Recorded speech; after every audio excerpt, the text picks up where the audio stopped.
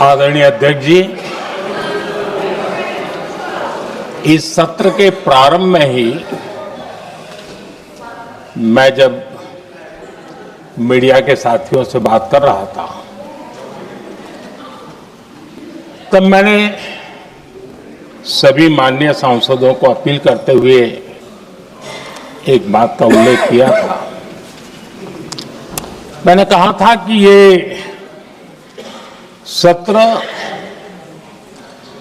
भारत के विजयोत्सव का सत्र है।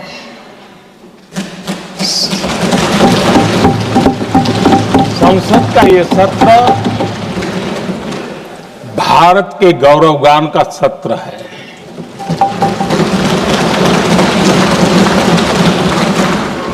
आदरणीय अध्यक्ष जी, जब मैं विजयोत्सव की बात कर रहा हूं तब मैं कहना चाहूंगा कि ये विजयोत्सव आतंकी हेडक्वार्टर्स को मिट्टी में मिलाने का है।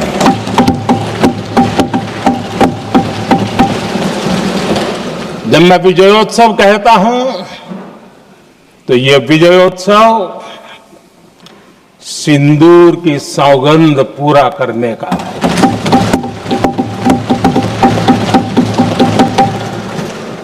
मैं जब ये विजयोत्सव कहता हूं तो ये भारत की सेना के शौर्य और सामर्थ्य का विजय गाथा कह रहा है। जब मैं विजयोत्सव कह रहा हूं तो 140 करोड़ भारतीयों की एकता, इच्छा शक्ति, उसके एक अप्रतिम जीत का विजयोत्सव की बात करता हूं। आदरणीय अध्यक्ष जी, मैं इसी विजय भाव से इस सदन में भारत का पक्ष रखने के लिए खड़ा हुआ।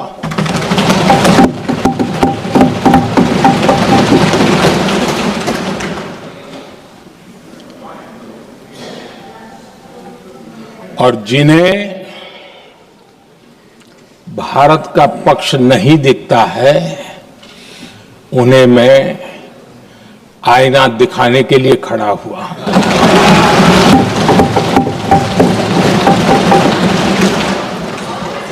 आदरणीय अध्यक्ष जी, मैं 140 करोड़ देशवासियों की भावनाओं में अपना स्वर मिलाने के लिए उपस्थित हुआ हूं।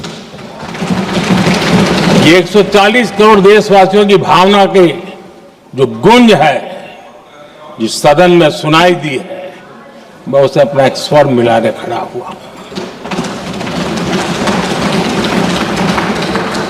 आदरणीय अध्यक्ष जी, ऑपरेशन सिंदूर के दरमियान जिस प्रकार से देश के लोगों ने मेरा साथ दिया, मुझे आशीर्वाद दिए, देश की जनता मुझ पर कर्ज है। मैं देशवासियों का आभार व्यक्त करता हूं। मैं देशवासियों का अभिनंदन करता हूं। आदरणीय अध्यक्ष जी, 22 अप्रैल को पहलगाम में जिस प्रकार की क्रूर घटना घटी, जिस प्रकार आतंकवादियों ने निर्दोष लोगों को उनका धर्म पूछ पूछ करके गोलियां मारी, ये क्रूरता की पराकाष्ठा थी। भारत को हिंसा की आग में झोंकने का ये सुविचारित प्रयास था। भारत में दंगे फैलाने की ये साजिश थी। मैं आज देशवासियों का धन्यवाद करता हूं कि देश ने एकता के साथ उस साजिश को नाकाम कर दिया।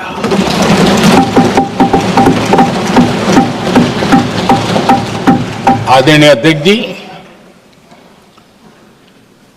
22 अप्रैल के बाद मैंने एक सार्वजनिक रूप से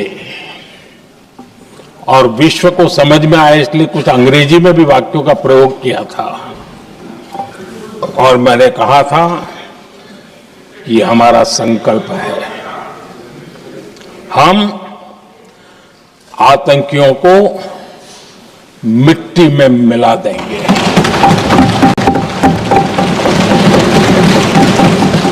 और मैंने सार्वजनिक रूप से कहा था, सजा उनके आकाओं को भी होगी और कल्पना से भी बड़ी सजा मिलेगी।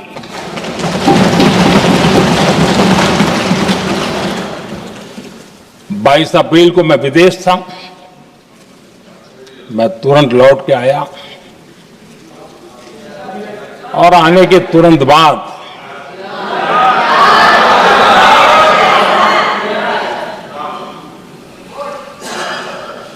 मैंने एक बैठक बुलाई और उस बैठक में हमने साफ साफ निर्देश दिए कि आतंकवाद को करारा जवाब देना होगा और ये हमारा राष्ट्रीय संकल्प है। आदरणीय अध्यक्ष जी, हमें हमारे सैन्य बलों की क्षमता पर पूरा विश्वास है, पूरा भरोसा है उनकी क्षमता पर, उनके सामर्थ्य पर, उनके साहस पर। सेना को कार्रवाई की खुली छूट दे दी गई और यह भी कहा गया कि सेना तय करें कब, कहां, कैसे, किस प्रकार से। ये सारी बातें उस मीटिंग में साफ साफ कह दी गई और कुछ बातें उसमें से मीडिया में शायद रिपोर्ट भी हुई है।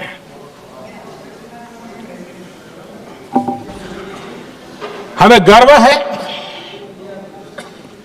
आतंकियों को वो सजा दी और सजा ऐसी है कि आज भी आतंक के उन आकाओं की नींद उड़ी हुई है।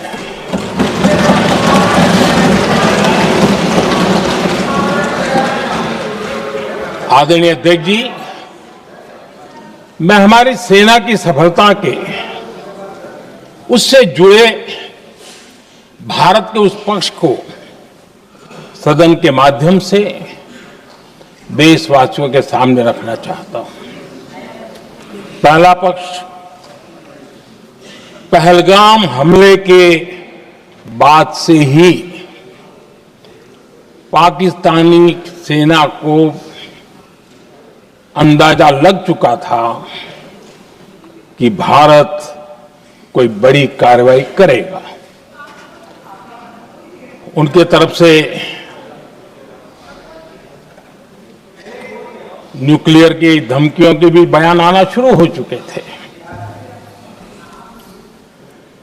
भारत ने 6 मई रात और 7 मई सुबह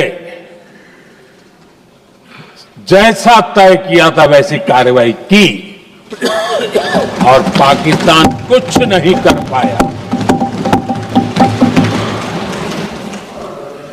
22 मिनट में 22 अप्रैल का बदला निर्धारित लक्ष्य के साथ हमारी सेना ने ले लिया।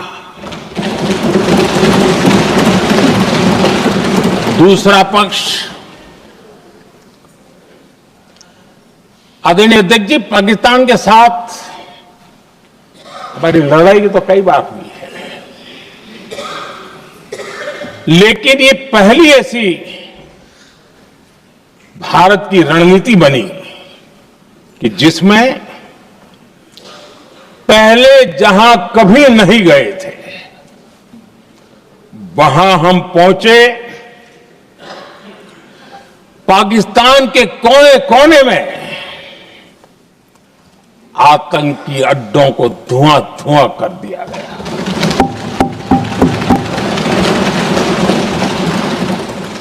आतंक के गढ़ कोई सोच नहीं सकता कि वहां तक कोई जा सकता है। बहावलपुर और मुर्ग के उसको भी जमीन दोस्त कर दिया गया।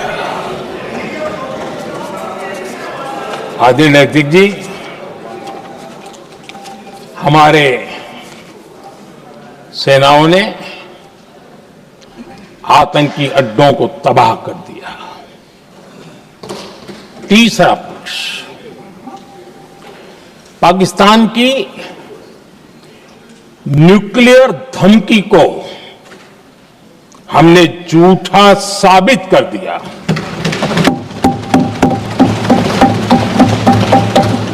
भारत ने सिद्ध कर दिया कि न्यूक्लियर ब्लैकमेलिंग अब नहीं चलेगा और न ही ये न्यूक्लियर ब्लैकमेलिंग के सामने भारत झुकेगा। आदरणीय अध्यक्ष जी, चौथा पक्ष, भारत ने दिखाई अपनी तकनीकी क्षमता। पाकिस्तान के सीने पर सटीक प्रहार किया। पाकिस्तान के एयरबेस एसेट्स को भारी नुकसान हुआ और आज तक उनके कई एयरबेस आईसीयू में पड़े हैं। आज टेक्नोलॉजी आधारित युद्ध का युग है। ऑपरेशन सिंदूर इस महारत में भी सफल सिद्ध हुआ है।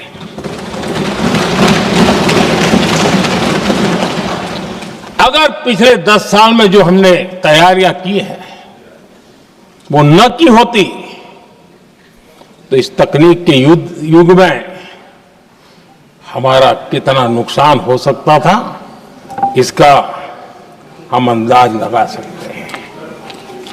पांचवा पक्ष,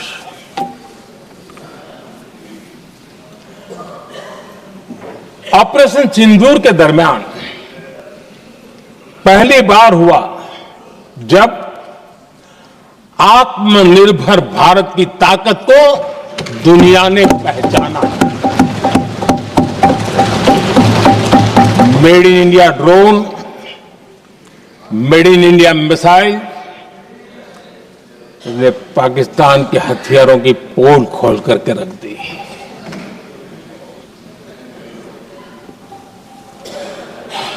आदरणीय अध्यक्ष जी, और भी एक महत्वपूर्ण काम जो हुआ है, वैसे जब राजीव गांधी जी थे उस समय उनके जो एक डिफेंस का काम देखने वाले अमोस थे,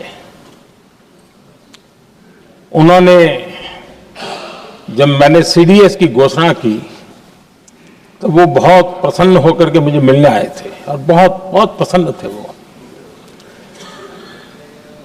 इस समय ऑपरेशन में नेवी, आर्मी, एयरफोर्स तीनों सेनाओं का जॉइंट एक्शन, इसके बीच की सिनर्जी, इसने पाकिस्तान के छक्के छुड़ा दिए।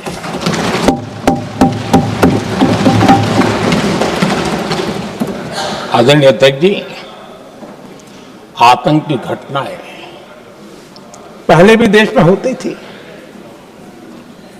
लेकिन पहले आतंकवादियों के मास्टरमाइंड निश्चिंत होते थे और वो आगे की तैयारी में लगे रहते थे। उनको पता था कुछ नहीं होगा। लेकिन अब स्थिति बदल गई है। अब हमले के बाद मास्टरमाइंड को नींद नहीं आती। उनको पता है कि भारत आएगा और मार के जाएगा।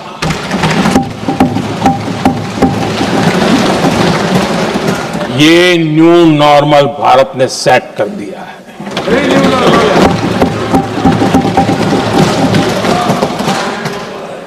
आदरणीय अध्यक्ष जी, दुनिया ने देख लिया कि हमारी कार्यवाही का दायरा कितना बड़ा, स्केल कितना बड़ा।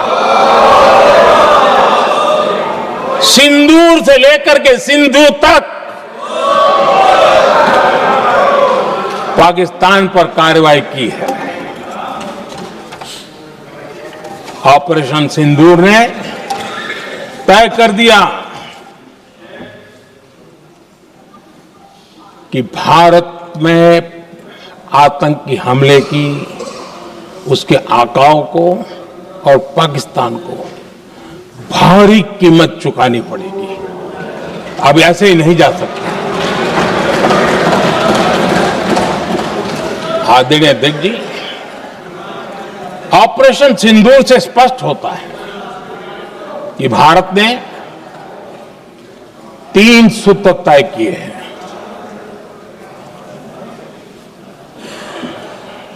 अगर भारत पर आतंकी हमला हुआ तो हम अपने तरीके से, अपनी शर्तों पर, अपने समय पर जवाब दे करके रहेंगे।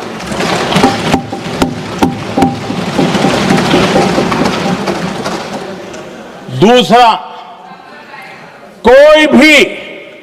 कोई भी न्यूक्लियर ब्लैकमेल अब नहीं चलेगा।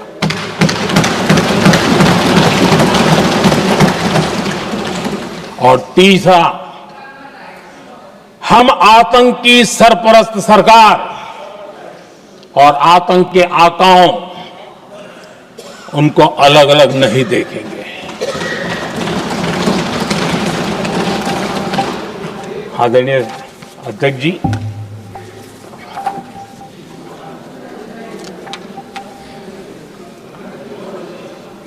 यहां पर विदेश नीति को लेकर के भी काफी बातें कही गई हैं।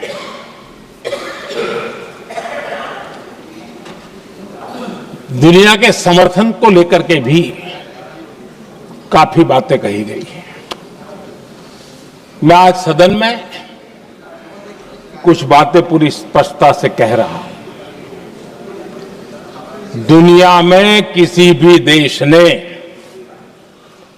भारत को अपनी सुरक्षा में कार्रवाई करने से रोका नहीं है।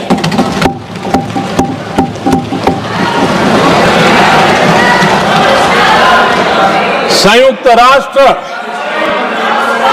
193 कंट्रीज,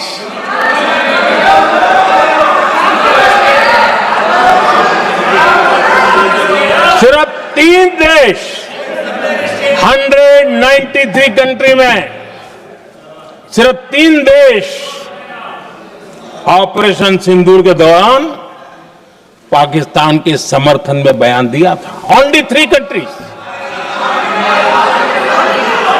क्वाड हो, ब्रिक्स हो, फ्रांस, रूस, जर्मनी, कोई भी देश का नाम ले लीजिए, तमाम देश दुनिया भर से भारत को समर्थन मिला है।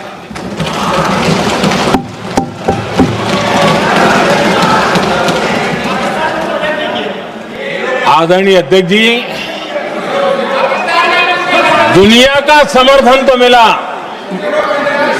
दुनिया के देशों का समर्थन मिला, माननीय है, लेकिन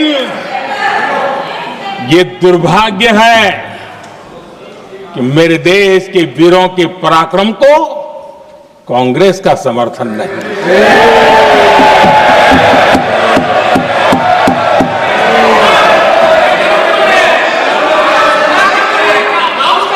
22 अप्रैल के बाद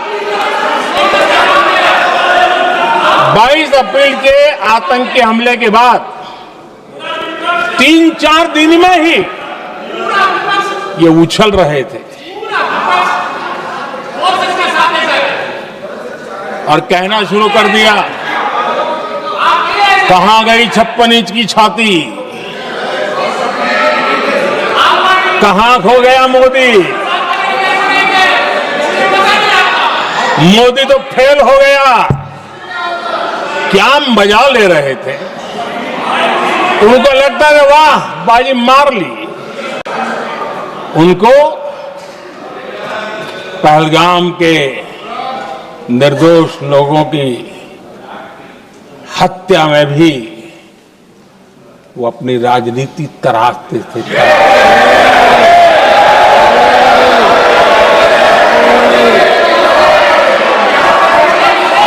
अपनी स्वार्थी राजनीति के लिए मुझ पर निशाना साध रहे थे, लेकिन उनकी ये बयानबाजी, इनका छिछोरापन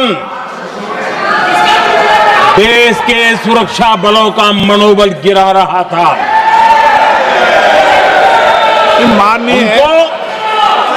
माननीय प्रतिपक्ष के नेता, एक मिनट, प्रतिपक्ष के नेता आपकी बात अपने ध्यान से सुनिए। आप बेटे कांग्रेस के और नेताओं को जैसे ये उचित नहीं है आपके लिए। न भारत के सामर्थ्य पर भरोसा है और न ही भारत की सेनाओं पर। इसलिए वो लगातार ऑपरेशन सिंदूर पर सवाल उठा रहे हैं।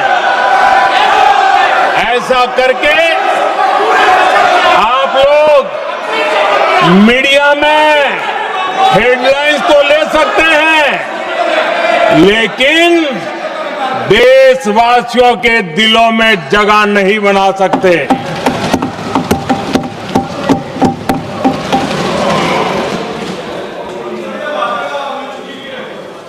आदरणीय सभापति जी, आदरणीय अध्यक्ष जी, 10 मई को भारत ने ऑपरेशन सिंदूर के तहत हो रहे एक्शन को रोकने की घोषणा की। इसको लेकर यहां भांति भांति की बातें कही गई। ये वही प्रोपेगेंडा है जो सीमा पार से फैलाया गया है। कुछ लोग सेना द्वारा दिए गए तथ्यों की जगह पाकिस्तान के झूठ प्रचार को आगे बढ़ाने में जुटे हुए हैं। जबकि भारत का रुख हमेशा स्पष्ट रहा है। आदरणीय अध्यक्ष जी, कुछ चीजें मैं जरा स्मरण भी कराना चाहता हूं। जब सर्जिकल स्ट्राइक हुआ उस समय हमने लक्ष्य तय किया था, हमारे जवानों को तैयार करके, कि हम उनके इलाके में जाकर के आतंकियों के जो लॉन्चिंग पैड है उनको नष्ट करेंगे। और सर्जिकल स्ट्राइक, एक रात के उस ऑपरेशन में हमारे लोग सूर्योदय होते होते काम पूरा करके वापस आए। लक्ष्य निर्धारित था कि ये करना है। जब बालाकोट एयर स्ट्राइक किया तो हमारा लक्ष्य तय था कि आतंकियों के जो ट्रेनिंग सेंटर्स है, इस बार हम उसको तबाह करेंगे, और हमने वो भी करके दिखाया।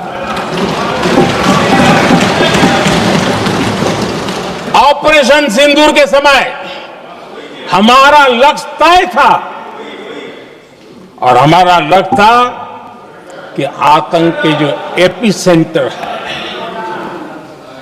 और पहलगाम के आतंकियों को जहां से पुरजोश योजना बनी, ट्रेनिंग मिली, व्यवस्था मिली, उस पर हमला करेंगे। हमने उनके नाभि पर हमला कर दिया।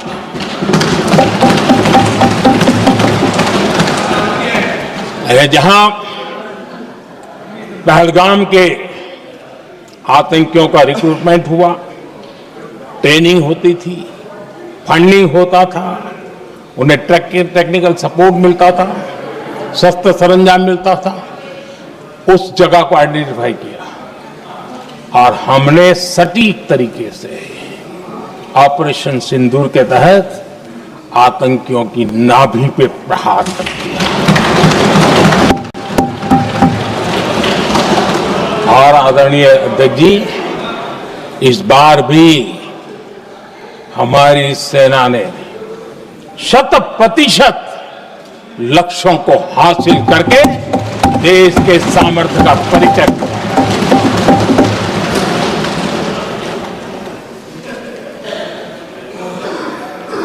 कुछ लोग जानबूझ करके कुछ चीजें भूलने में इंटरेस्टेड होते हैं। देश भूलता नहीं है, देश को याद है। 6 रात और 7 मई सुबह ऑपरेशन हुआ था और 7 मई को सुबह भारत ने प्रेस कॉन्फ्रेंस हमारी सेना ने की और उस प्रेस कॉन्फ्रेंस में भारत ने स्पष्ट कर दिया था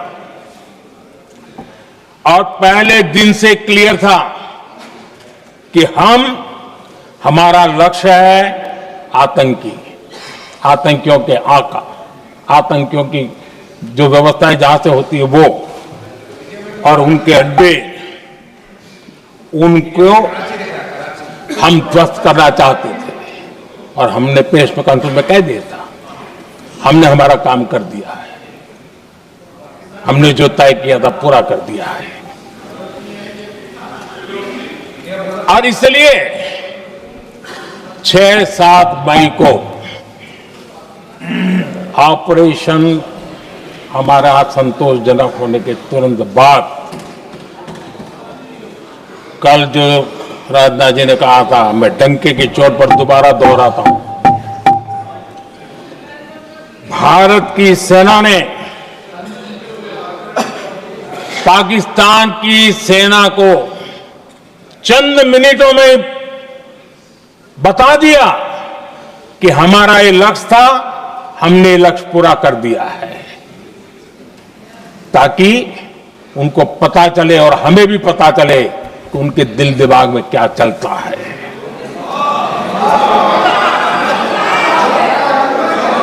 हमने अपना लक्ष्य 100% हासिल कर लिया था और पाकिस्तान में समझदारी होती तो आतंकियों के साथ खुलेआम खड़े रहने की गलती न करता। उसने निर्लज्ज होकर के आतंकवादियों के साथ खड़े रहने का फैसला किया। हम पूरी तरह तैयार थे, हम भी मौके की तलाश में थे, लेकिन हमने दुनिया को बताया था कि हमारा लक्ष्य आतंकवाद है, आतंकवादी आता है, आतंकवादी ठिकाने हैं, वो हमने पूरा कर दिया। लेकिन जब पाकिस्तान ने आतंकियों की मदद में आने का फैसला किया और मैदान में उतरने की हरकत की, तो भारत की सेना ने सालों तक याद रह जाए ऐसा करारा जवाब दे करके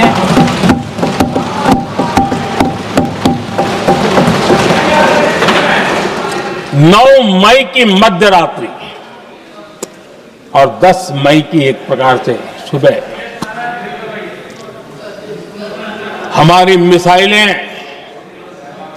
उन्होंने पाकिस्तान के हर कोने में प्रचंड प्रहार किया, जिसकी पाकिस्तान ने कभी कल्पना नहीं की थी, और पाकिस्तान को घुटनों पर आने के लिए मजबूर कर दिया।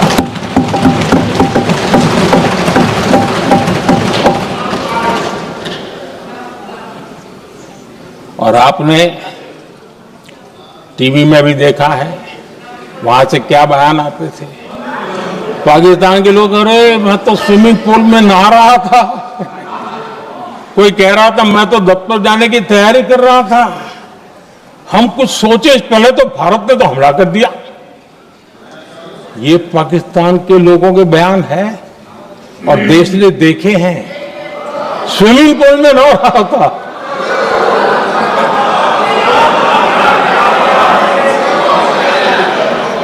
और जब इतना कड़ा प्रहार हुआ,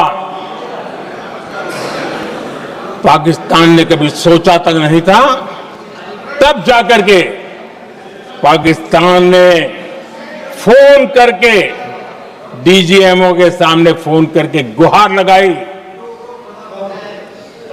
बस करो, बहुत मारा, अब ज्यादा मार झेलने की ताकत नहीं है, प्लीज हमला रोक दो। ये पाकिस्तान के डीजीएमओ का फोन था। और भारत ने तो पहले दिन ही कह दिया था, 7 तारीख सुबह की प्रेस देख लीजिए, कि हमने हमारा लक्ष्य पूरा कर दिया है, अगर आप कुछ करोगे तो महंगा पड़ेगा। और आप धीरे ऐसे कैसे चलता है? प्लीज,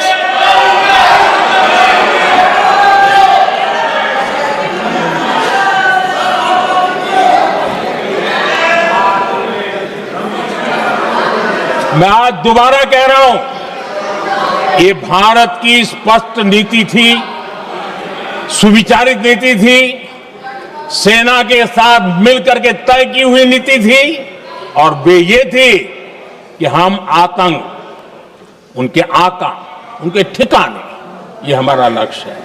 और हमने कहा, पहले दिन प्रेस कॉन्फ्रेंस में कहा है कि हमारा एक्शन नॉन एक्सेलेटरी है, ये हमने कह करके किया है।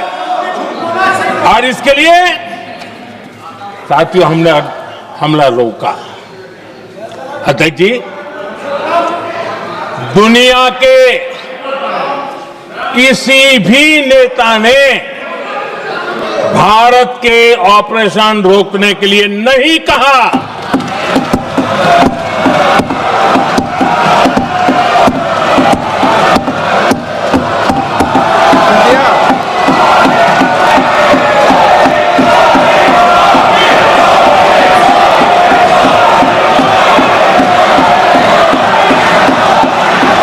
उसी दौरान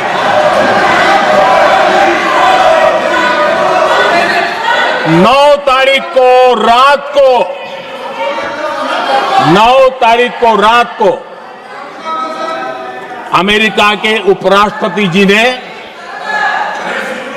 मुझसे बात करने का प्रयास किया। वो घंटे भर कोशिश कर रहे थे, लेकिन मेरी सेना के साथ मीटिंग चल रही थी, तो मैंने उनका फोन उठा नहीं पाया। बाद में मैंने उनको कॉल बैक किया। मैंने कहा कि आपका फोन था, 3-4 बार आपका फोन आ गया, क्या है? तो अमेरिका के उपराष्ट्रपति जी ने मुझे फोन पे बताया कि पाकिस्तान बहुत बड़ा हमला करने वाला है, ये उन्होंने मुझे बताया। मेरा जो जवाब था, जिनको समझ नहीं आता है उनको तो नहीं आएगा,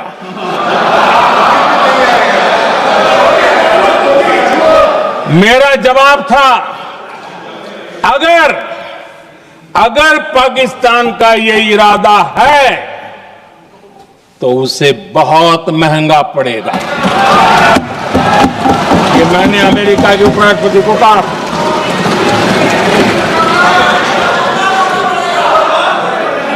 पाकिस्तान हमला करेगा तो हम बड़ा हमला कर करके जवाब देंगे। ये मेरा जवाब था। और आगे मेरा एक वाक्य था, मैंने कहा था हम गोली का जवाब गोले से देंगे। ये 9 तारीख रात की बात है और 9 रात में और 10 सुबह हमने पाकिस्तान को सैन्य शक्ति को तहस नहस कर दिया था। और यही हमारा जवाब था, यही हमारा जज्बा था। और आज पाकिस्तान भी भली भांति जान गया है कि भारत का हर जवाब पहले से ज्यादा तगड़ा होता है।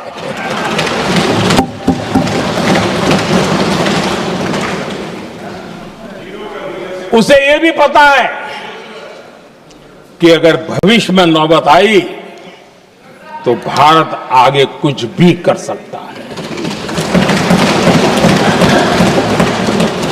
और इसलिए मैं फिर से लोकतंत्र के इस मंदिर में दोहराना चाहता हूं, ऑपरेशन सिंदूर जारी है।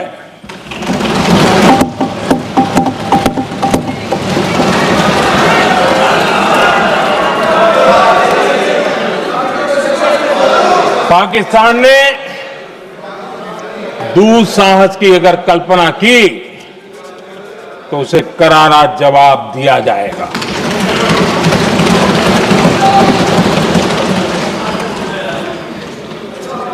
आदरणीय अध्यक्ष जी, आज का भारत आत्मविश्वास से भरा हुआ है। आज का भारत आत्मनिर्भरता के मंत्र को लेकर के पूरी शक्ति के साथ तेज गति से आगे बढ़ रहा है। देश देख रहा है भारत आत्मनिर्भर बनता जा रहा है।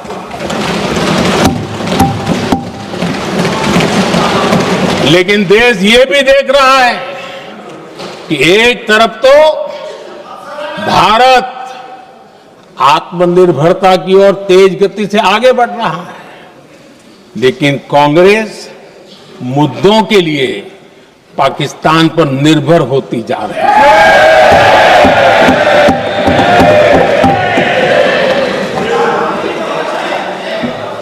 मैं आज पूरा दिन देख रहा था, जो 16 घंटे से जो चर्चा चल रही है, दुर्भाग्य से। प्लीज बैठिए, सब जवाब दे दिया आपका। आप सुनते नहीं, सबका जवाब दे दिया। प्लीज दुर्भाग्य से सुनिए जवाब।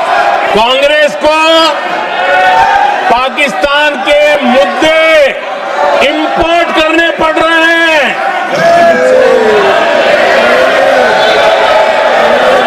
आदरणीय अध्यक्ष जी, आज के वॉरफेयर में इंफॉर्मेशन और नैरेटिव्स की प्लीज बैठिए।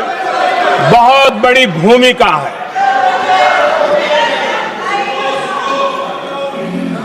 नैरेटिव घड़ करके, एआई का भी भरपूर उपयोग करके सेनाओं के मनोबल को कमजोर करने के खेल भी खेले जाते हैं। जनता के अंदर अविश्वास पैदा करने के भी भरपूर प्रयास होते हैं। दुर्भाग्य से कांग्रेस और उसके सहयोगी पाकिस्तान के ऐसे ही प्रपंच के प्रवक्ता बन चुके हैं।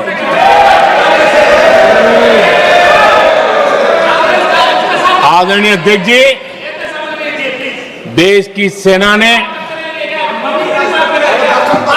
आदरणीय अध्यक्ष जी, ये तरीका है देश की सेना ने, बैठिए बैठिए। देश की सेना ने सर्जिकल स्ट्राइक की।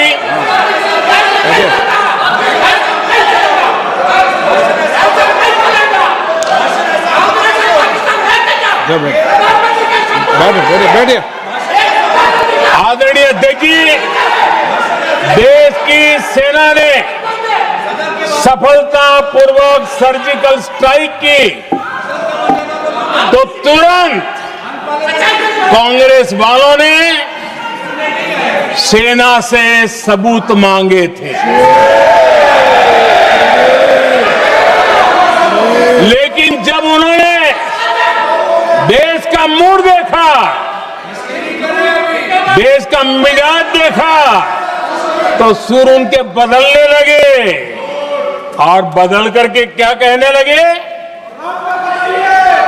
कांग्रेस के लोगों ने कहा ये सर्जिकल स्ट्राइक क्या बड़ी बात है, ये तो हमने भी की थी। एक ने कहा 3 सर्जिकल स्ट्राइक की थी, दूसरे ने कहा 6 सर्जिकल स्ट्राइक की थी, तीसरे ने कहा 15 सर्जिकल स्ट्राइक की थी। जितना बड़ा नेता उतना बड़ा आंकड़ा चल रहा था।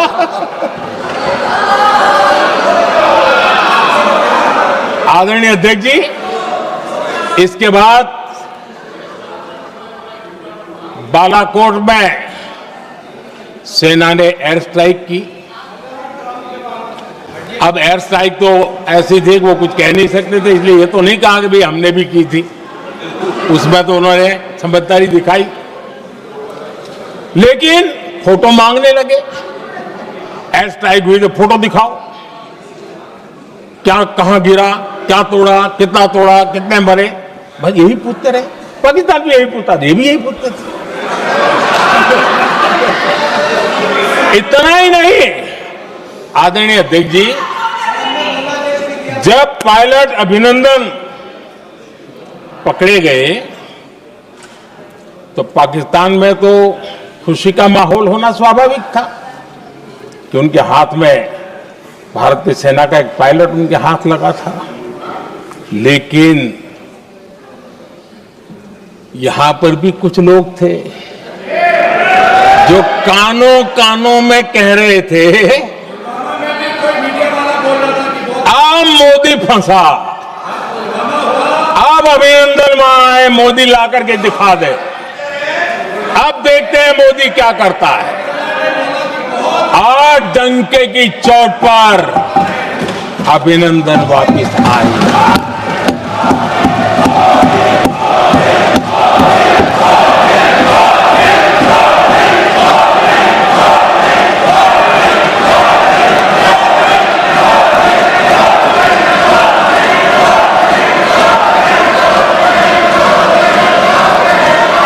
अभिनंदन को ले आए तो इनकी बोलती बंद हो गई। इनको लगा यार कि नसीब वाला आदमी है, हमारा हथियार हाथ से निकल गया। आदरणीय अध्यक्ष जी, पहलगाम हमले के बाद हमारा बीएसएफ का एक जवान पाकिस्तान के कब्जे में गया तो फिर इनको लगा वाह बड़ा मुद्दा हाथ में आ गया है, अब मोदी फंस जाएगा। अब तो मोदी की फजीयत जरूर होगी। और उनकी इकोसिस्टम ने सोशल मीडिया में बहुत सारी कथाएं वायरल की कि ये बीएसएफ के जवान का क्या होगा, उसके परिवार का क्या होगा, ये वापस आएगा, कब आएगा, कैसे आएगा, न जाने क्या क्या चला दिया। आदरणीय अध्यक्ष जी, बीएसएफ का वो जवान भी आन बान शान के साथ वापस आया।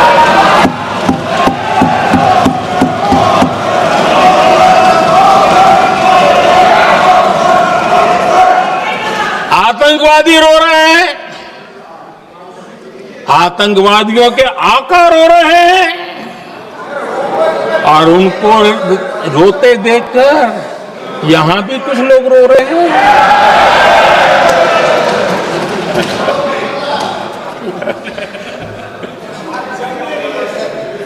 अब देखिए, सर्जिकल स्ट्राइक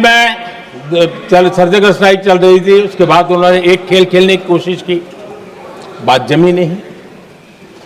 एयर स्ट्राइक हुई तो दूसरा खेल खेलने की कोशिश की, वो भी जमी नहीं। जब ये ऑपरेशन सिंदूर हुआ तो उन्होंने नया पैंतरा शुरू किया। और क्या शुरू किया? रोक क्यों दिया? पहले तो मानने को तैयार नहीं थे कि मुक्त करते, अब कहते रोक क्यों दिया।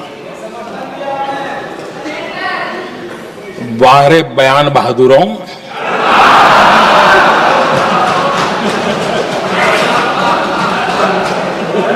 आपको विरोध का कोई न कोई बहाना चाहिए, और इसलिए सिर्फ मैं नहीं, पूरा देश आप पर हंस रहा है।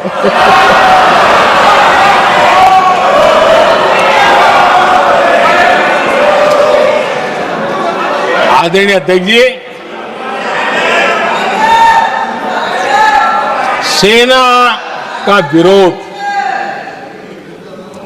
सेना के प्रति एक पता नहीं नेगेटिविटी, ये कांग्रेस का पुराना रवैया रहा। देश ने अभी अभी करगिल विजय दिवस मनाया, लेकिन देश पूरी तरह जानता है कि उनके कार्यकाल में और आज तक करगिल के विजय को कांग्रेस ने अपनाया नहीं। न करगिल विजय दिवस मनाया है, न करगिल विजय का गौरव किया। इतिहास साक्षी है अध्यक्ष जी। जब डोकलाम में सैन्य हमारा शौर्य दिखा रहा था, तब कांग्रेस के नेता चुपके चुपके किससे ब्रीफिंग लेते थे, वो सारी दुनिया अब जान गई।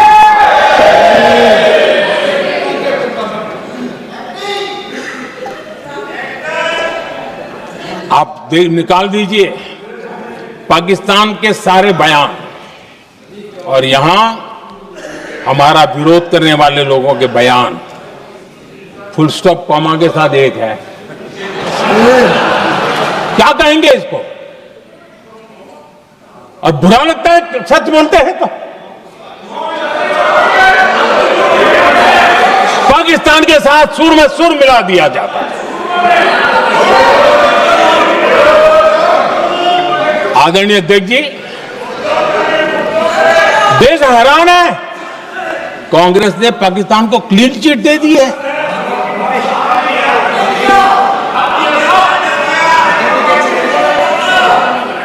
उनकी ये हिम्मत, और इनकी आदत जाती नहीं है, ये हिम्मत कि पहलगाम के आतंकी पाकिस्तानी थे, इसका सबूत दो।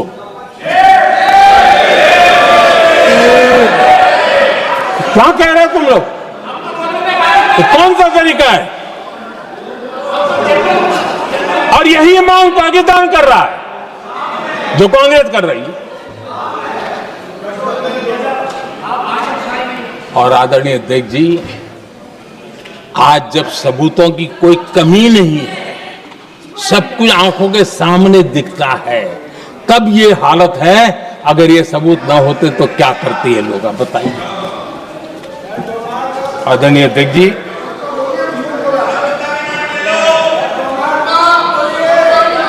अध्यक्ष जी, ऑपरेशन सिंदूर के एक पार्ट की तरफ तो चर्चा भी बहुत होती है, ध्यान भी जाता है, लेकिन देश के लिए कुछ गौरव की क्षणें होती हैं, ताकत की परिचय होता है, उसकी तरफ भी ध्यान जाना बहुत आकर्षित है।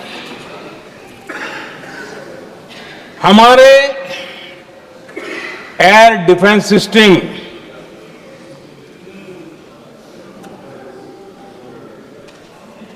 दुनिया में इसकी चर्चा है। हमारे एयर डिफेंस सिस्टम ने पाकिस्तान की मिसाइल और ड्रोन्स उसको तिनके की तरफ बिखेर दिया था।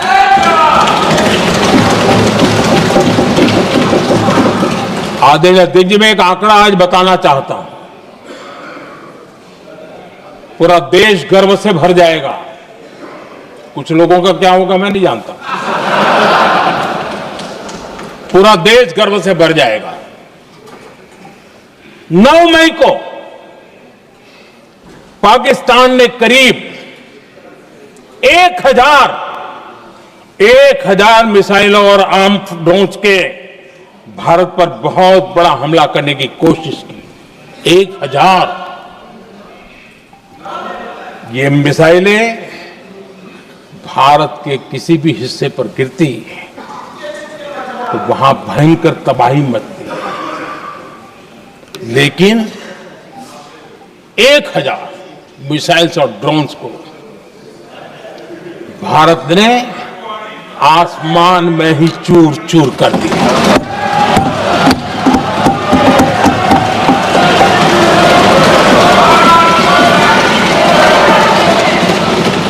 हर देशवासी को इससे गर्व हो रहा। लेकिन जैसे कांग्रेस के लोग इंतजार कर रहे थे, कुछ तो गड़बड़ होगी यार, मोदी मरेगा, कहीं तो फंसेगा।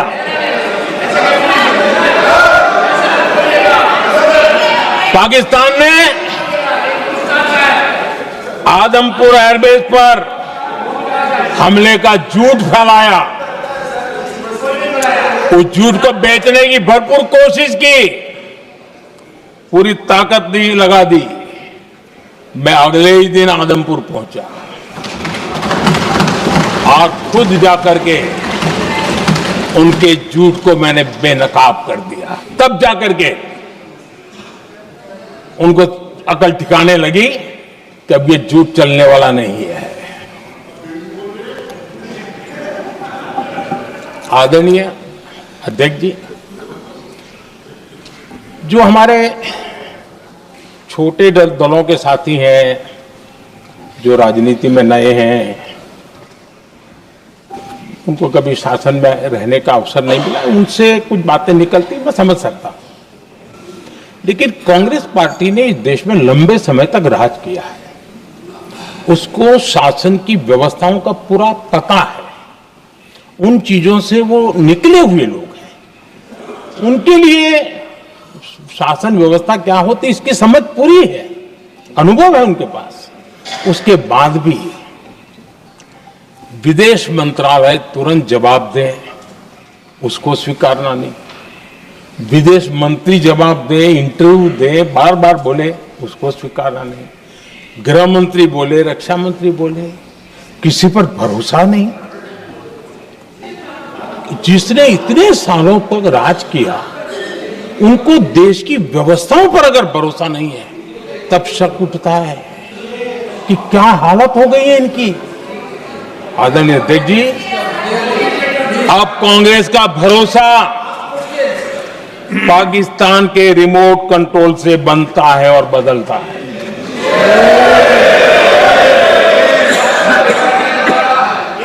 आदरणीय अध्यक्ष जी, एक बिल्कुल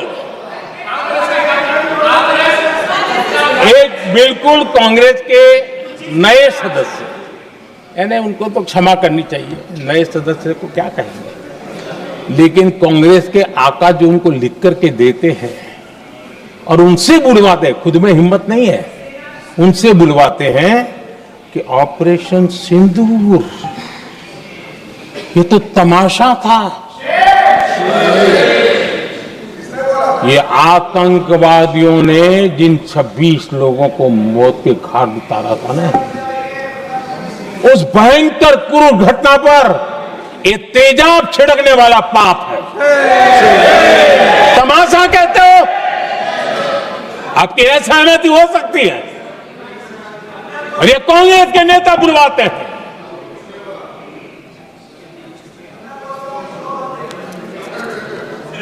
आदरणीय अध्यक्ष जी,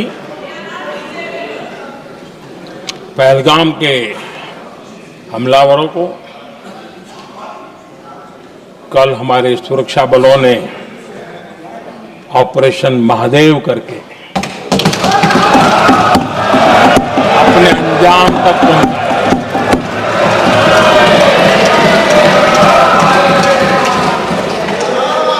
लेकिन मैं हैरान हूं कि यहां ठहाके लगा के पूछा गया कि आखिर ये कल ही क्यों हुआ।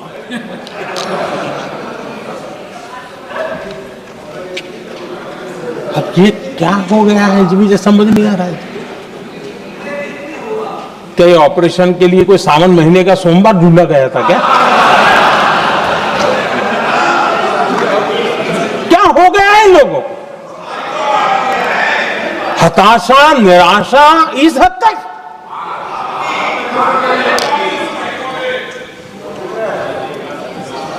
और देखिए मजा, पिछले कई सप्ताह से हाँ ऑपरेशन सिंदूर हो गया तो ठीक है, पहलगाम के आतंकियों का क्या हुआ, पहलगाम के आतंकियों का अब हुआ तो कल क्यों हुआ?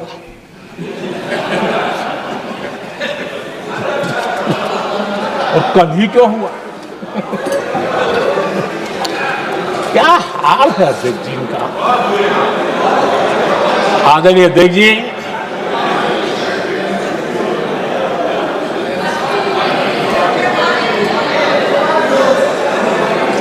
आदरणीय अध्यक्ष जी, शास्त्रों में कहा गया है, हमारे शास्त्रों में कहा गया है, शस्त्रेण रक्षिते राष्ट्रे, शस्त्रेण रक्षिते राष्ट्रे शास्त्र चर्चा प्रवर्तते।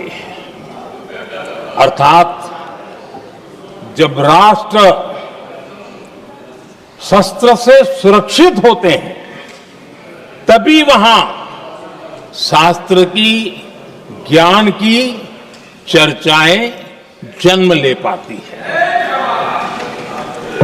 जब सीमा पर सेनाएं मजबूत होती है तभी लोकतंत्र प्रखर होता है। आदरणीय अध्यक्ष जी,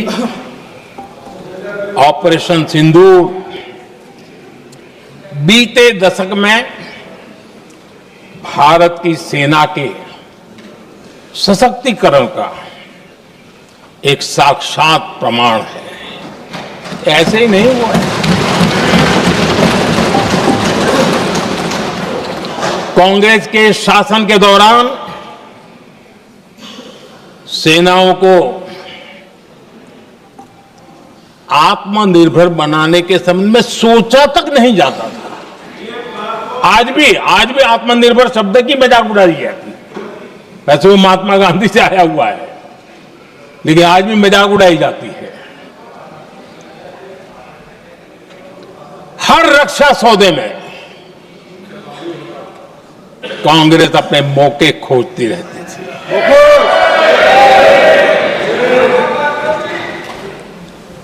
छोटे छोटे हथियारों को लिए विदेशों पर निर्भरता, ये इनका कार्यकाल रहा है।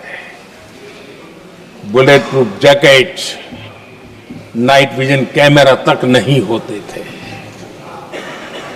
और लंबा लिस्ट है, जीप से शुरू होता है, बफो, हेलीकॉप्टर, हर चीज के साथ घोटाला जुड़ा हुआ है। आदरणीय अध्यक्ष जी, हमारी सेनाओं को आधुनिक हथियारों के लिए दशकों तक इंतजार करना पड़ा। आजादी के पहले, और इतिहास गवाह, एक जमाना था जब डिफेंस मैन्युफैक्चरिंग में भारत का आवाज सुनाई देती थी। जिस समय तलवारों से लड़ा जाता था ना, तब भी तलवारें भारत की श्रेष्ठ मानी जाती थी। हम डिफेंस के इक्विपमेंट में आगे थे। लेकिन आजादी के बाद जो एक मजबूत डिफेंस इक्विपमेंट मैन्युफैक्चरिंग का हमारा दायरा था, जो हमारा पूरा इकोसिस्टम था, उसको सोच समझ करके तबाह कर दिया गया। उसको दुर्बल किया गया।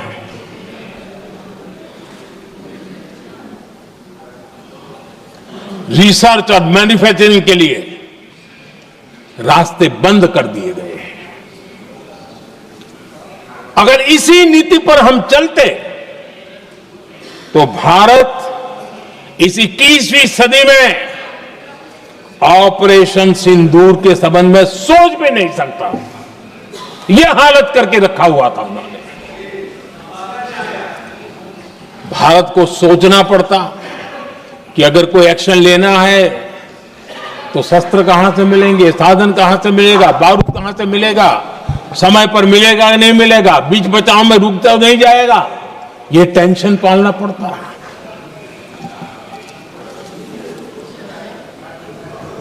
आदरणीय अध्यक्ष जी, बीते एक दशक में मेक इन इंडिया हथियार सेना को मिले, उन्होंने इस ऑपरेशन में बहुत निर्णायक भूमिका निभाई।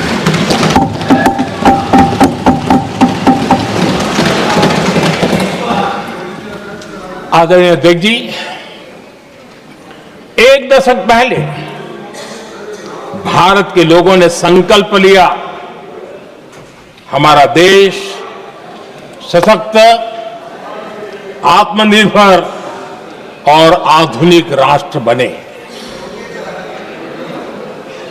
रक्षा, सुरक्षा, हर क्षेत्र में बदलाव के लिए एक के बाद एक ठोस कदम उठाए गए, सीरीज ऑफ रिफॉर्म्स किए गए और देश में सेना में जो रिफॉर्म्स हुए हैं, जो आजादी के बाद पहली बार हुए। चीफ ऑफ डिफेंस स्टाफ की नियुक्ति, ये विचार कोई नया नहीं था, दुनिया में प्रयोग भी चलते हैं, भारत में निर्णय नहीं होते थे।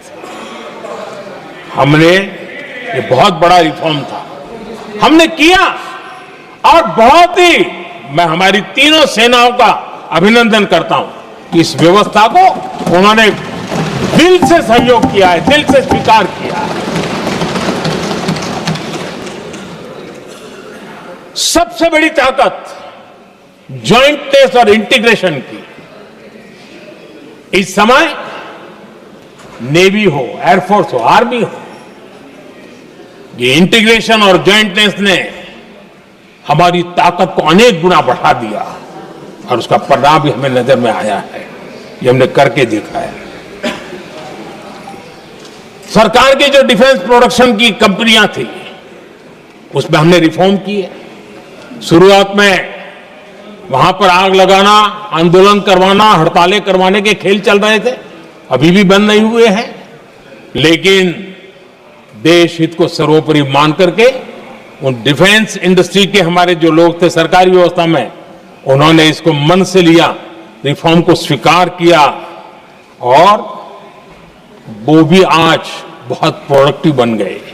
इतना ही नहीं, हमने प्राइवेट सेक्टर के लिए भी डिफेंस के दरवाजे खोल दिए हैं और आज भारत का प्राइवेट सेक्टर आगे आ रहा है। आज स्टार्टअप्स डिफेंस के क्षेत्र में हमारे 27-30 साल के नौजवान, टियर 2, टियर 3 सिटी के नौजवान, कई कुछ जगह तो बेटियां स्टार्टअप का नेतृत्व कर रही है। डिफेंस के सेक्टर में सैकड़ों की तादाद में आज स्टार्टअप काम कर रहे हैं। ड्रोन्स, एक प्रकार से मैं कह सकता हूं, ड्रोन्स की जितनी भी एक्टिविटी हमारे देश में हो रही है, शायद एवरेज 30-35 की उम्र होगी जो लोग कर रहे हैं, सारे लोग, और सैकड़ों की तादाद में कर रहे हैं। और उसका ताकत, क्योंकि इनका भी योगदान था इसमें, जिन्होंने इस प्रकार के प्रोडक्शन किए हैं, और वो हमें ऑपरेशन सिंदूर में बहुत काम आए। मैं उन सबके प्रयासों को बहुत साधुवाद करता हूं और मैं उनको विश्वास दिलाता हूं, आगे बढ़िए, अब देश रुकने वाला नहीं है। आदरणीय अध्यक्ष जी, डिफेंस सेक्टर में मेक इन इंडिया ये नारा नहीं था, हमने इसके लिए बजट पॉलिसी में जो परिवर्तन करना था, जो नए इनिशिएटिव ले रहे थे, वो नए इनिशिएटिव लिए। और सबसे बड़ी बात, क्लियर कट विजन के साथ हमने देश में make in India defence sector के अंदर तेज गति से हम आगे बढ़ रहे हैं। आदरणीय अध्यक्ष जी, एक दशक में डिफेंस का बजट लगभग पहले से 3 गुना हुआ है। डिफेंस प्रोडक्शन में करीब करीब 250% वृद्धि हुई है, 250% वृद्धि हुई है। 11 वर्षों में डिफेंस एक्सपोर्ट 30 गुना से भी ज्यादा बढ़ा है, 30 गुना से ज्यादा। डिफेंस एक्सपोर्ट आज दुनिया के करीब 100 देशों तक हम पहुंचे। और आदरणीय अध्यक्ष जी, कुछ चीजें ऐसी होती हैं जो इतिहास में बहुत बड़ा प्रभाव छोड़ती हैं। ऑपरेशन सिंदूर ने डिफेंस का जो मार्केट है उसमें भारत का झंडा गाड़ दिया है। भारत के हथियारों की डिमांड आज बढ़ती चली जा रही है, मांग बढ़ रही है। ये भारत में उद्योगों को भी बल देगी, एमएसएमई को बल देगी, हमारे नौजवानों को रोजगार देगी और हमारे नौजवान अपनी बनाई चीजों से दुनिया में अपनी ताकत का प्रदर्शन कर पाएंगे। ये आज दिख रहा है, मैं देख रहा हूं।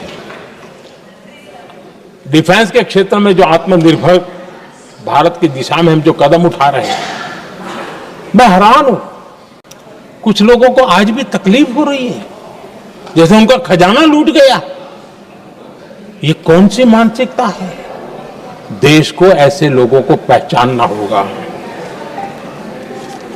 आदरणीय अध्यक्ष जी, मैं स्पष्ट करना चाहता हूं, डिफेंस में भारत का आत्मनिर्भर होना ये आज की शस्त्रों की स्पर्धा में के काल में विश्व शांति के लिए भी जरूरी है।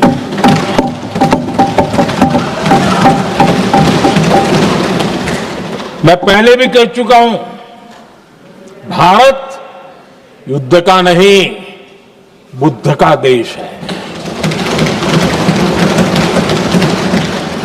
हम समृद्धि, शांति चाहते हैं, लेकिन हम ये कभी न भूले कि समृद्धि का और शांति का रास्ता शक्ति से ही गुजरता है।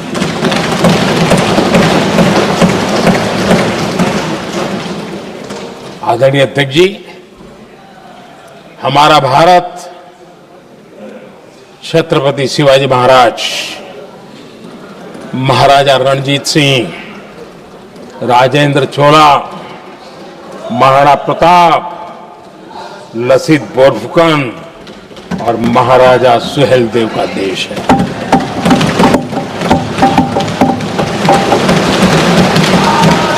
आदरणीय अध्यक्ष जी, हम विकास और शांति के लिए सामरिक सामर्थ्य पर भी फोकस करते हैं। आदरणीय अध्यक्ष जी, कांग्रेस के पास नेशनल सिक्योरिटी का विजन पहले था और आज तो सवाल ही नहीं उठता है।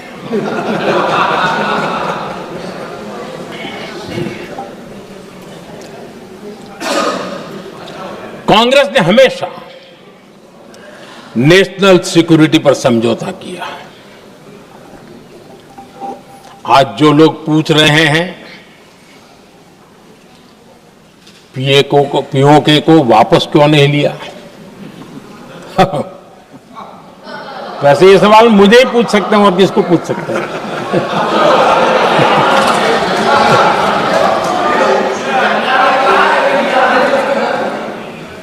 लेकिन इसके पहले जवाब देना होगा पूछने वालों को। किसकी सरकार ने पीओके पर पाकिस्तान को कब्जा करने का अवसर दिया था? जवाब साफ है, जवाब साफ है। जब भी मैं नेहरू जी की चर्चा करता हूं तो कांग्रेस और उसका पूरा इकोसिस्टम बिलबिला जाता है, पता नहीं क्या है। आदरणीय अध्यक्ष जी, हम एक शेर सुना करते थे, मुझे ज्यादा इसका ज्ञान तो नहीं है लेकिन सुनते थे। लम्हों ने खता की और सदियों ने सजा पाई। आजादी के बाद से ही जो फैसले लिए गए उनकी सजा आज तक देश भुगत रहा है।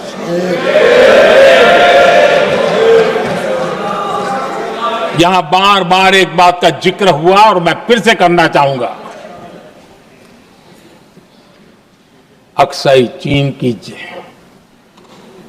उस पूरे क्षेत्र को बंजर जमीन करार दिया गया, ये कहकर के तो बंजर है। देश की 38,000 वर्ग किलोमीटर जमीन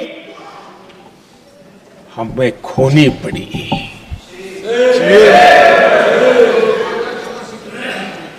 आदरणीय अध्यक्ष जी, मैं जानता हूं मेरी कुछ बातें चुभने वाली है। 1962 और 1963 के बीच कांग्रेस के नेता जम्मू कश्मीर के पूंछ, उरी, नीलम वैली और किशनगंगा को छोड़ देने का प्रस्ताव रख रहे थे।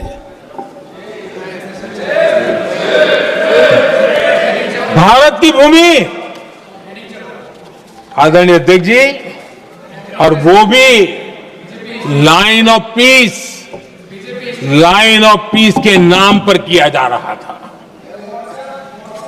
1966 रण ऑफ कच्छ पर इन्हीं लोगों ने मध्यस्थता स्वीकार की। ये था उनका राष्ट्रीय सुरक्षा का विजन। एक बार फिर उन्होंने भारत का करीब 800 वर्ग किलोमीटर क्षेत्र पाकिस्तान को सौंप दिया, जिसमें छड़बेट भी शामिल है, कि कहीं उसको छड़ा बेट भी कहते हैं। 1965 की जंग में हाजीपीर पास को हमारी सेना ने वापस जीत लिया था, लेकिन कांग्रेस ने उसे फिर लौटा दिया। 1971 पाकिस्तान के 93,000 फौजी हमारे पास बंदी थे। पाकिस्तान का हजारों वर्ग किलोमीटर एरिया हमारी सेना ने कब्जा किया था। हम बहुत कुछ कर सकते थे, विजय की स्थिति में थे। उस दौरान अगर थोड़ी सा विजन होता, थोड़ी सी समझ होती, तो पीओके वापस लेने का निर्णय हो सकता। वो मौका था, वो मौका भी छोड़ दिया गया। अरे इतना ही नहीं, इतना सारा जब सामने टेबल पर था, अरे कम से कम करतारपुर साहब को तो ले सकते थे, वो ही नहीं कर पाया। 1974 श्रीलंका को कच्चथीवू द्वीप को गिफ्ट कर दिया गया। आज तक हमारे मछुआरे भाई बहनों को इससे परेशानी होती है, उनकी जान पर आफत आती है। क्या गुनाह था तमिलनाडु के मेरे फिशरमैन भाई बहनों का, आपने उनका हक छीन लिया और दूसरों को गिफ्ट कर दिया? कांग्रेस का दशकों से इरादा लेकर चल रही थी कि सियाचिन से सेना हटा दी जाए। आदरणीय अध्यक्ष जी, 2014 में देश ने इनको मौका नहीं दिया, वरना आज सियाचिन भी हमारे पास नहीं होता।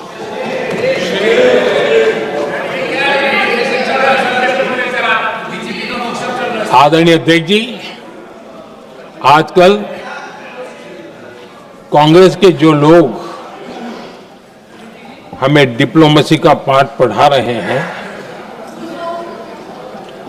मैं उन्हें उनकी डिप्लोमेसी याद दिलाना चाहता हूं ताकि उनको भी कुछ याद रहे, पता चले। 26/11 जैसे भयंकर हमले के बाद बहुत बड़ा आतंकी हमला था। कांग्रेस का पाकिस्तान से प्रेम नहीं रुका। इतनी बड़ी घटना 26/11 की हुई थी। विदेशी दबाव में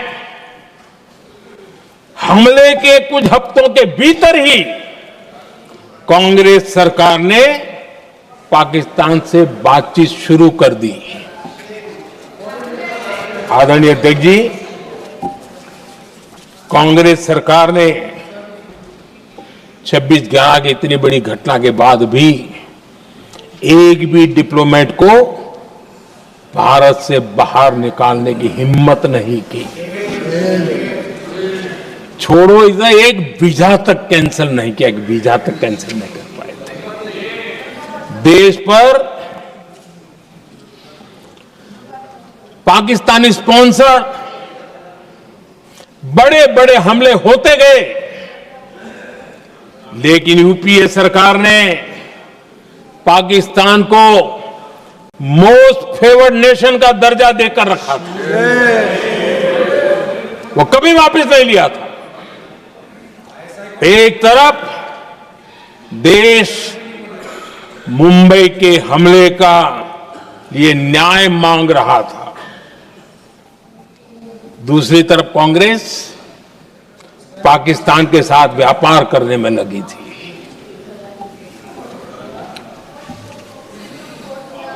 पाकिस्तान वहां से खून की होली खेलने वाले आतंकियों को भेजते रहे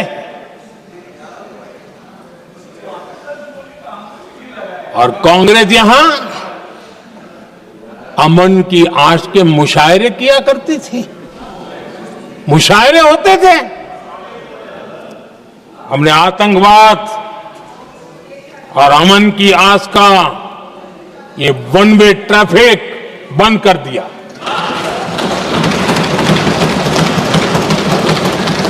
हमने पाकिस्तान का MFN का दर्जा रद्द किया, वीजा बंद किया। हमने अटारी वाघा बॉर्डर को बंद कर दिया। आदरणीय अध्यक्ष जी,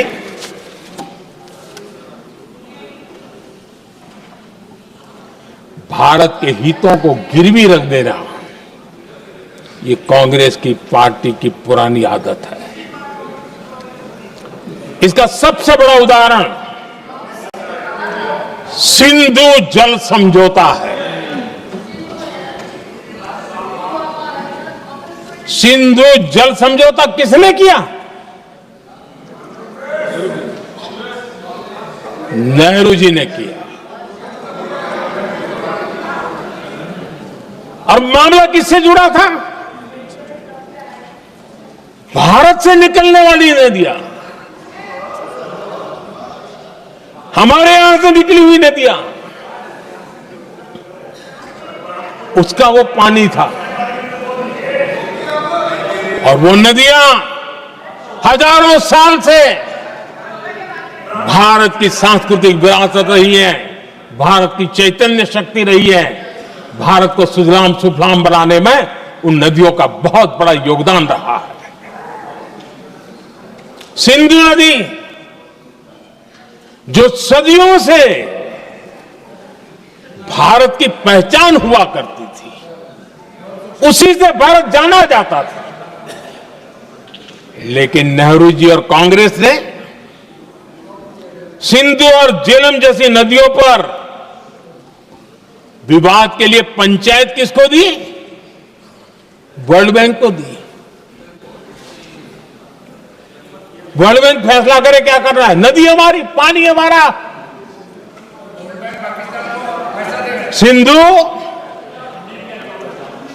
सिंधु जल समझौता सीधा सीधा भारत की अस्मिता और भारत के स्वाभिमान के साथ किया गया बहुत बड़ा धोखा था।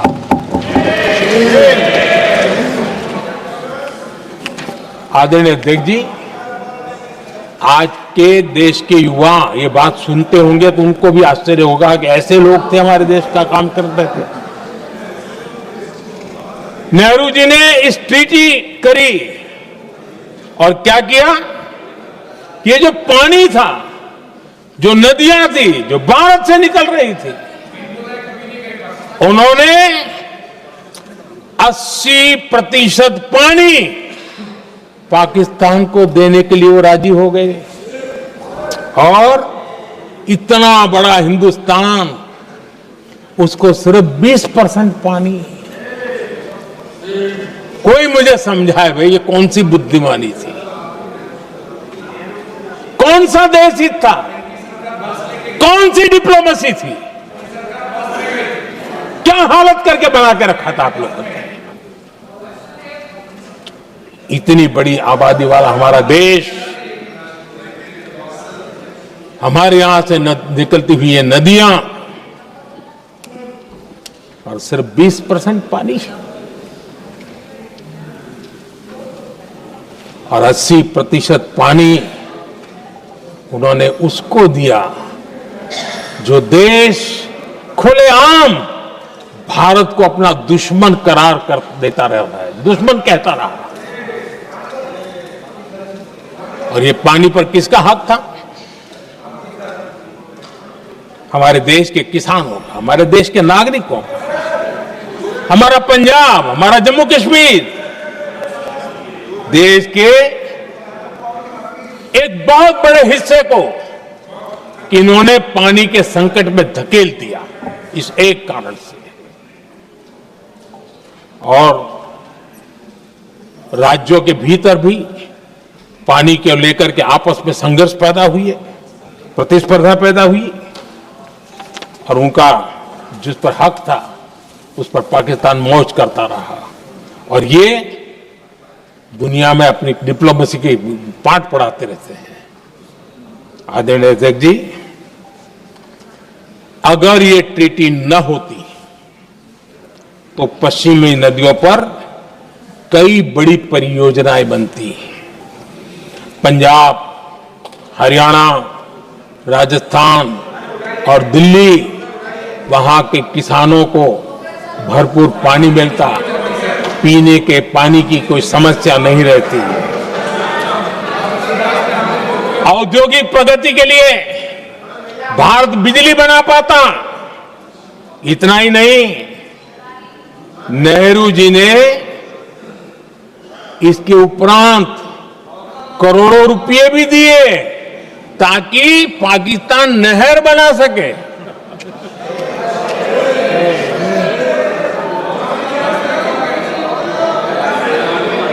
आदरणीय अध्यक्ष जी, इससे भी बड़ी बात, देश चौंक जाएगा। ये चीजें छिपाई गई है, दबा दी गई है। कहीं भी बांध बनता है तो उसमें एक मैकेनिज्म होता है उसकी सफाई का, डीसिल्टिंग का। उसमें जो मिट्टी भर जाती है, बाकी घास वगैरह आकर के भर जाता है, तो उसकी कैपेसिटी कम होती है, तो उसकी सफाई के लिए यानी इनबिल्ट व्यवस्था होती है। नेहरू जी ने पाकिस्तान के कहने पर यह शर्त स्वीकार की है कि इन बांध में जो मिट्टी आएगी, कूड़ा कचरा आएगा और बांध भर जाएगा, इसकी सफाई नहीं कर सकते, डीसिल्टिंग नहीं कर सकते हैं। बांध हमारे यहां, पानी हमारा, लेकिन निर्णय पाकिस्तान का कि आप डिसिल्टिंग नहीं कर सकते। इतना ही नहीं, जब इस बार मैं डिटेल में गया तो एक बांध तो ऐसा है कि जहां ये डिसिल्टिंग के लिए जो गेट होता है ना, उसको वेल्डिंग कर दिया गया है ताकि कोई गलती से भी खोल करके मिट्टी को निकाल ना दे।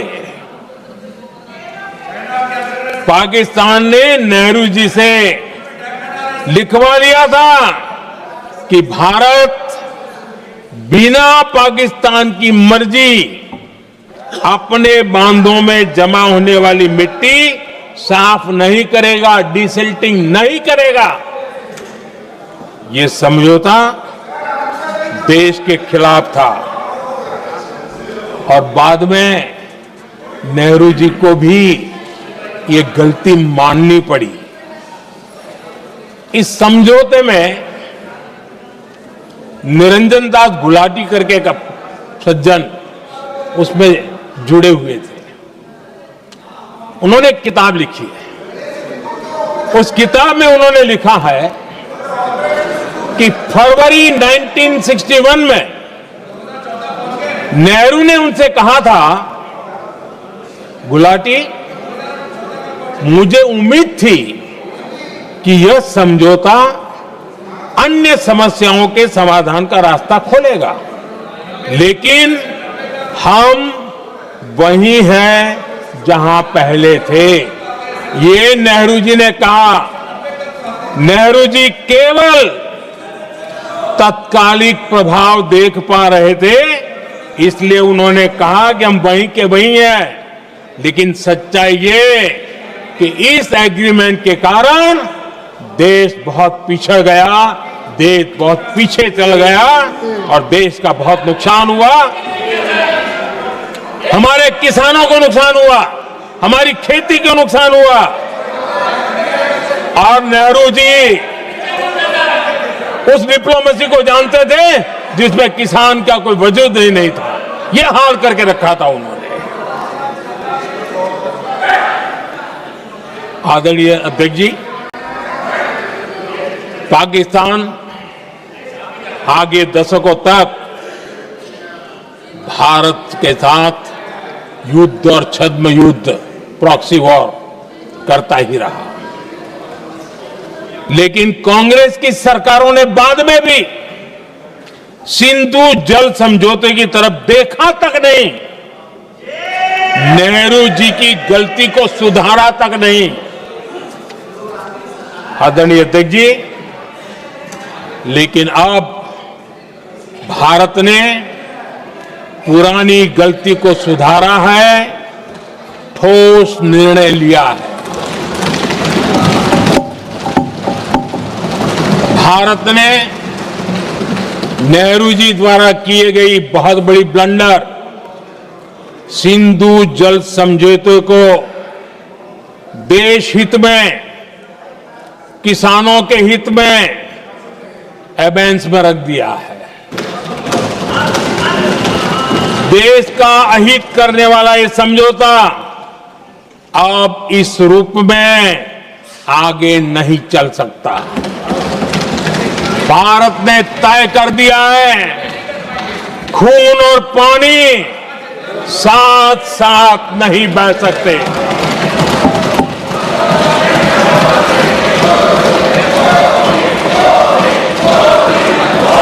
माननीय सदस्य, आप बहुत देर हो गई, आप उपनेता हैं, ये तरीका आप बैठे बैठे टोकते हैं, प्लीज, ये शोभा नहीं देता आपके लिए।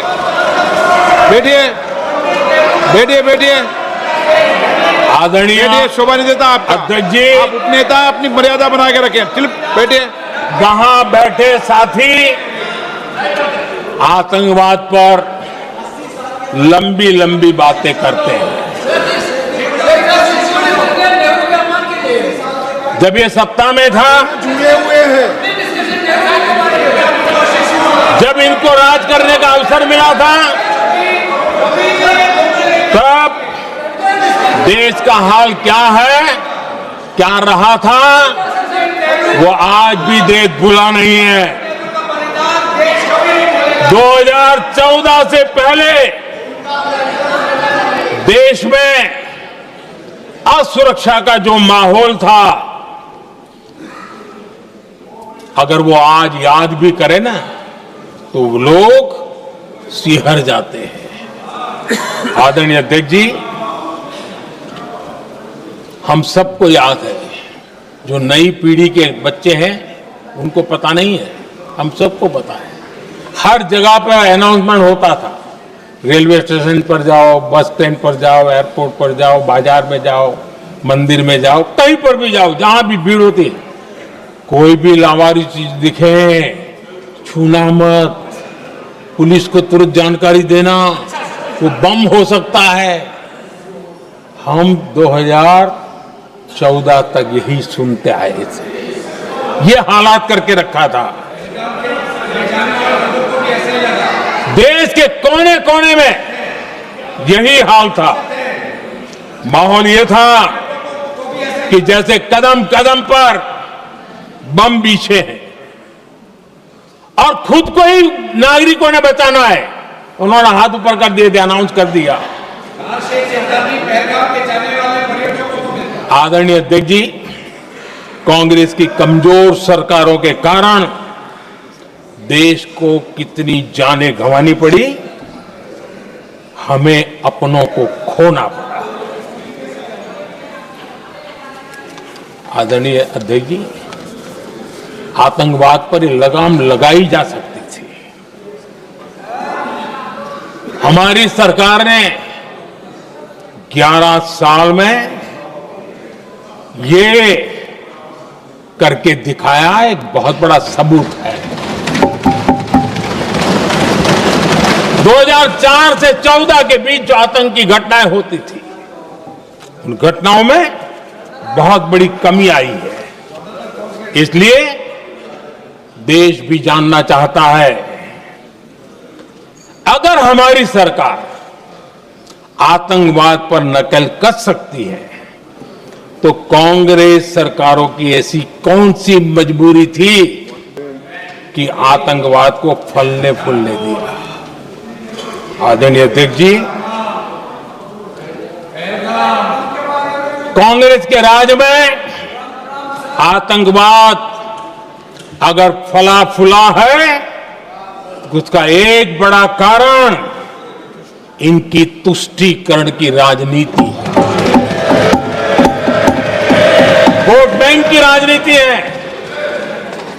जब दिल्ली में बाटला हाउस एनकाउंटर हुआ, कांग्रेस के एक बड़ी नेता के आंख में आंसू थे, आतंकवादी मारे गए इसके कारण।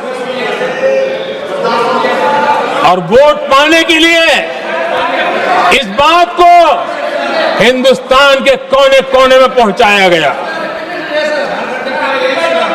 आदरणीय अध्यक्ष जी, 2001 में देश की संसद पर हमला हुआ था। तब कांग्रेस के एक बड़े नेता ने अफजल गुरु को बेनिफिट ऑफ डाउट देने की बात कही थी। आदरणीय अध्यक्ष जी, मुंबई में 26/11 का इतना बड़ा आतंकी हमला हुआ, एक पाकिस्तानी आतंकी जिंदा पकड़ा गया। पाकिस्तान की मीडिया ने, दुनिया ने यह स्वीकार किया कि यह पाकिस्तानी है, लेकिन यहां कांग्रेस पार्टी इतना बड़ा पाकिस्तान का पाप, इतना बड़ा पाकिस्तानी आतंकी हमला, और ये क्या खेल खेल रहे थे? वोट बैंक की राजनीति के लिए क्या कर रहे थे? कांग्रेस पार्टी इसको भगवा आतंक सिद्ध करने में जुटी हुई है।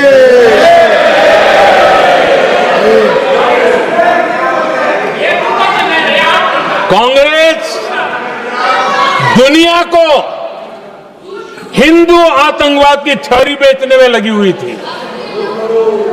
कांग्रेस के एक नेता ने अमेरिका के बड़े राजनयिक को यहां तक कह दिया था कि लश्कर-ए-तोयबा से भी बड़ा खतरा भारत के हिंदू ग्रुप है। ये कहा गया था तुष्टीकरण के लिए कांग्रेस ने जम्मू कश्मीर में भारत का संविधान, बाबा साहब आंबेडकर का संविधान, उसे जम्मू कश्मीर में पैर नहीं रखने दिए, इन्होंने घुसने नहीं दिया, उसे बाहर रखा। तुष्टीकरण और वोट बैंक की राजनीति के लिए कांग्रेस हमेशा देश की सुरक्षा को बलि चढ़ाती रही। आदरणीय अध्यक्ष जी, तुष्टीकरण के लिए ही कांग्रेस ने आतंकवाद से जुड़े कानूनों को कमजोर किया। गृहमंत्री जी ने आज विस्तार से सदन में कहा है, इसलिए मैं इसको रिपीट करना नहीं चाहता। आदरणीय अध्यक्ष जी, मैंने इस सत्र की शुरुआत में आग्रह किया था, मैंने कहा था कि दल हित में हमारे मत मिले न मिले, दल हित में हमारे मत मिले न मिले, देश हित में हमारे मन जरूर मिलने चाहिए। पहलगाम की विभीषिका ने हमें गहरे घाव दिए हैं, उसने देश को झकझोर दिया है। इसके जवाब में हमने ऑपरेशन सिंदूर किया तो सेनाओं के पराक्रम ने, हमारे आत्मनिर्भर अभियान ने देश में एक सिंदूर स्पिरिट पैदा किया है।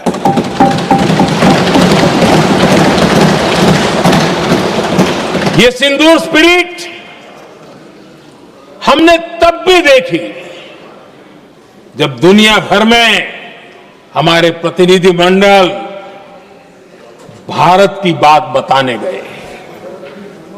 मैं उन सभी साथियों को बहुत बहुत बधाई देता हूं। आपने बहुत ही प्रभावी ढंग से भारत की बात डंके की चोट पर दुनिया के सामने रखी। लेकिन मुझे दुख इस बात का है, हैरानी भी है, जो खुद को कांग्रेस के बड़े नेता समझते हैं, उनके पेट में दर्द हो रहा है कि भारत का पक्ष दुनिया के सामने क्यों रखा गया। शायद कुछ नेताओं को सदन में बोलने पर भी पाबंदी लगा दी गई। आदरणीय अध्यक्ष जी, इस मानसिकता से बाहर निकलने की जरूरत है। कुछ पंक्तियां मेरे मन में आती हैं, मैं अपने भाव व्यक्त करना चाहता हूं। आदरणीय अध्यक्ष जी, करो चर्चा और इतनी करो, करो चर्चा और इतनी करो कि दुश्मन दहशत से दहल उठे, दुश्मन दहशत से दहल उठे। रहे ध्यान बस इतना ही, रहे ध्यान बस इतना ही, मान सिंदूर और सेना का प्रश्नों में भी अटल रहे। हमला मां भारती पर हुआ अगर, तो प्रचंड प्रहार करना होगा।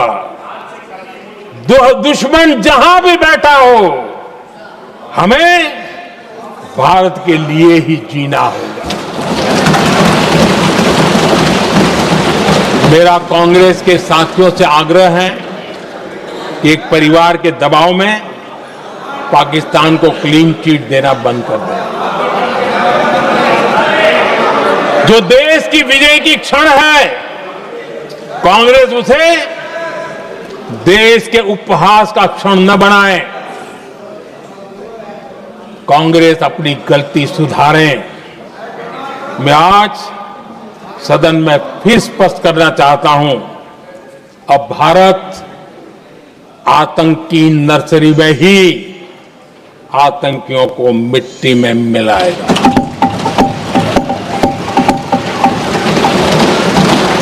हम पाकिस्तान को भारत के भविष्य खेलने नहीं देंगे और इसलिए ऑपरेशन सिंदूर खत्म नहीं हुआ है, ऑपरेशन सिंदूर जारी है। और ये पाकिस्तान के लिए भी नोटिस है, वो जब तक भारत के खिलाफ आतंक का रास्ता रोकेगा नहीं, तब तक भारत एक्शन लेता रहेगा। भारत का भविष्य सुरक्षित और समृद्ध होगा, यही हमारा संकल्प है। इसी भाव के साथ मैं फिर से सभी सदस्यों को सार्थक चर्चा के लिए धन्यवाद देता हूं।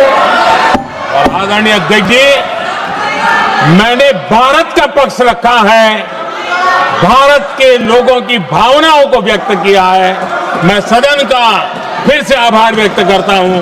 बहुत बहुत धन्यवाद।